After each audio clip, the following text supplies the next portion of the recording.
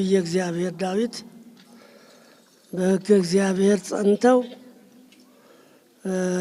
ብጽዕና ያላቸው ሰዎች ለብጽዕና የበቁ እጅግ ብዙ ናቸው ብሎ ከተናገረላቸው መካከል አንዱ እኒህ አባታችን ለመሆናቸው በሕይወት ታሪካቸው ብፁዕነታቸው ሰፋ አድርገው ዘርዝረውታል። አዎ በስራቸው በሃይማኖታቸው ጽናት ብጽዕና ያላቸው ሰዎች በእግዚአብሔር የተመረጡ ናቸው ተብሎ እንደተነገረው እኒህ ብጽዕና ያላቸው አባት ብዙ መከራ መስቀልን የተቀበሉ ትንቢትም የተነገረላቸው በትንቢቱ መሰረት የተፈጸመላቸው መሆናቸውን እናስታውሳለን። ብፁዕ አባታችን በእድሜያቸው ብዙ የተራመዱ አይደሉም። እድሜያቸው አነስተኛ ነው። እንደሰማ ነው እንደ አራያቸውና እንደ ገጻቸው በሽምግልና የነበሩ አይደሉም። ወደ እኔ በመጡ ጊዜ እንኳን ሕፃን እንደነበሩ አስታውሳለሁ። እጅግ በጣም ጨቅላ ናቸው። ነገር ግን በዚሁም ዘመናቸው አንድም የተመቻቸ መንገድ አልነበራቸው። ይህን ዓለም በመከራ ነው ያለፉት። ብዙ መከራ ነው የደረሰባቸው። ከአባታቸው ሞት ጀምሮ የነበረው ጸዋትወ መከራ በሳቸው ላይ ዘግናኝ ነበረ። ሊናገሩት የሚያሰቅቅ ነበር። አዎ በድለው ሳይሆን ሳይበድሉ ብዙ ችግር ደርሶባቸዋል በአባታቸው ሞት። ከዚያም የተነሳ በመናንያን በባሕታውያን ትንቢት እየተነገረላቸው ወደ ባሰ መከራ እንዳይገቡ ይህ ዓለም ጠልፎ እንዳይጥላቸው በሐዘን የተነሳ ችግሩ ጠልፎ እንዳይጥላቸው ከእግዚአብሔር የታዘዙ ቅዱሳን ግዑሳን ትንቢት እየተናገሩላቸው ለዚህ ለከፍተኛው ማዕረግ እንደበቁም በመጀመሪያ ባሕታዊ ሆኑ የተናገሩላቸው ተፈጽሞ ይህ ማዕረጉ እንደተፈጸመላቸው ወደ ኢየሩሳሌም ሲሄዱ በትንቢት ነው።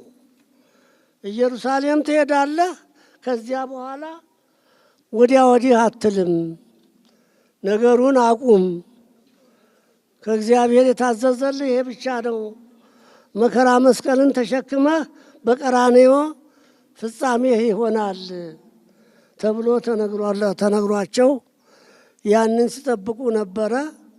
ያው ተፈጽሞላቸዋል። ደግሞ ተስፋ ያለው መከራ በመሆኑ ምንም ቢያንገላታቸውም የሕመሙ ጽናት ብዙም አልተደነቁበትም። እግዚአብሔር ፈቅዶ በግራ ወደዚሁ ቦታ እንዲመጡ አሁን እኛን ጠርተው ወደዚህ እንድናመጣቸው ጥሪ ሲያደርጉልን ጊዜው እንደደረሰ ሁላችንም ተረድተን በደስታ ነው የተቀበልነው ትእዛዛቸውን። እዚህ መጥተው 6 ቀን በጸሎት ማህበሩ ተሰብስቦ ሲጸልይላቸው ሰንብቶ በ7ኛው ቀን ነው አሁን ነገሩ የተጠቃለለው። እግዚአብሔር በቃ ሲላቸው ሁሉንም እዚሁ ላይ ገጥቶላቸው የተመኙትን ቦታ በተላ በደስታ አግኝተውታል። እግዚአብሔር ፈቅዶ ይህንን ቦታ አድሏቸዋል። ብዙ መከራ ነበረ የታቀደላቸው፣ ግን ያንን ሁሉ በአኮቴት ተቀብለው አቡነ ዕንባቆም ገርፈው አስተኝተው ቢገርፏቸው ተገረፍኩ አይሉም። በደስታ የሚቀበሉ የመከራ ሰው ነበሩ እና ግፍ ለፈጸመባቸው ሁሉ ይቅርታ ከመጠየቅ በቀር አንድ ጊዜም ተማረው የሰው ስም ሲያነሱ ሰምተናቸው አናውቅም፣ እንባቸውን ከማፍሰስ በቀር እና ያንንም ደግሞ ይቅር በለው ከማለት በቀር ወደ ሌላ በማማረር እግዚአብሔር ይፍደርብህ ይጣላህ እንደ ቅዱስ ሚካኤል እንኳ እግዚአብሔር ይስከ አይሉትም። ይሁን ግድ የለም ሁሉን የሚያውቅ እግዚአብሔር ለሁላችንም ዋጋችንን ይከፍለናል፣ ባለማወቅ ነው ያደረገብኝ ከማለት በቀር አንድ ቀንም ተማረው እግዚአብሔርን አማረው አያውቁም እና የትዕግስት መደበኛ ሰው ነበሩ። ትልቅ አባት ነው ያጣ ነው እና እግዚአብሔር እንዲህ ያለውን ሰው አሳጥቶናል።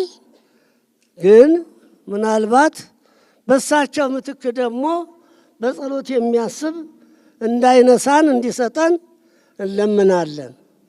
ትልቅ አባት፣ የጸሎት አባት፣ አትርሱኝ የሚባሉ አባት ነው ያጣ ነው። ብዙ መከራ የተቀበሉ ባለዋጋ አባት ናቸው። እኚህን አባት በማጣታችን እናዝናለን። አሮጊት እናታቸውን ነው ትተው የሄዱት። ይሄ እግዚአብሔር ፍርድ ነው። እኛ እዚያ ውስጥ አንገባም። እሳቸውም ለቅሶውን ትተው እጃቸውን እንዲህ ነው የሚሉት፣ እንዲህ እያሉ ነው የሚያለቅሱት። እንዲህ ብቻ ማለት ነው፣ ሌላ ነገር የለም እና እግዚአብሔር ሁሉንም ያውቃል። እግዚአብሔር በቸርነቱ በተማጸኑበት በቅዱስ ጊዮርጊስ ዝሮተ አጽም ነው ያረፉት። ቅዱስ ገብርኤልንም ያዘክሩ ነበረ። ደግሞ የሚገርመኝ አንዳንድ አባቶች እግዚአብሔር ሲመሰክርላቸው አቡነ ጢሞቴዎስ የመድኃኔዓለምን ዝክር ሲያዘክሩ ውለው ማታ ነው ሌሊቱን ያረፉት። እኒህ ደግሞ ዝሮተ አጽሙን ያዘክሩ ነበር፣ ቅዱስ ገብርኤልንም ያዘክሩ ነበር። የእመቤታችንንም አሁን ደግሰው አሁን ለፊታችን በየዓመቱ ያዘክሩ ነበረ። ያንን ጠብቆ ነው የወሰዳቸው። ባለዋጋ መሆናቸውን እናያለን። እግዚአብሔር አምላክ የሰውን ድካም በከንቱ አያስቀርም እና መሸኛቸውን ራሳቸው አዘጋጅተው ነው የተጓዙት አባታችን። እኔ በጣም ትልቅ አባት ነው ያጣሁት። መማፀኛ አባት ነበሩ። እግዚአብሔር መቼም በሳቸውም በነፍሳቸው ሕያው ናቸው።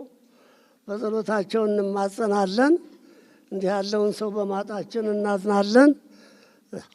ነፍሳቸው በተላገነት እንደሚሆን አንጠራጠርም። እንዲህ ያሉትን አባቶች ማጣት የሁላችንም ሐዘን ስለሆነ ከአራቱ ማዕዘን ተሰብስባችኋል። እግዚአብሔር እንቅፋት አይንካችሁ፣ በሰላም ወደ የቤታችሁ ይመልሳችሁ።